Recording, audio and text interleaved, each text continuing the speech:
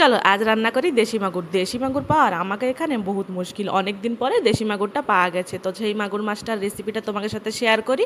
তো রেসিপির জন্য কিছুই না, আদা লঙ্কা সর্ষ ধনে জিরা পোস্ত পরিমাণ মতো নিয়ে ভালোভাবে শিলনোড়াতে মা বেটে নিচ্ছে। তোমরা আমার এই ফুল ভিডিওটা দেখতে চাইলে আমার ইউটিউব চ্যানেল আর আমার তার সাথে ফেসবুক পেজেও এই ভিডিওটা দেওয়া রয়েছে। তো তোমরা দেখতে চাইলে সেখানেতে দেখতে পারো।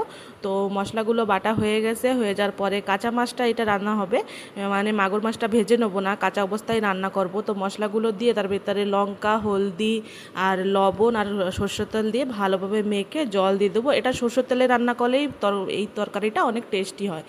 তো এখানে পরিমাণ মতন অল্প পরিমাণে জল দিতে হবে, বেশি জল দিলে হবে না। তো ভালোভাবে মিডিয়াম আছে রেখে দিলে দেখবা যে সাইডেতে ভালো সুন্দরভাবে তেলটা বেরিয়ে আসছে। তো আমার রেসিপিটা ভালো লাগলে প্লিজ আমার চ্যানেলকে একটা লাইক করে দিও, সুন্দর একটা কমেন্ট করে দিও। বাই।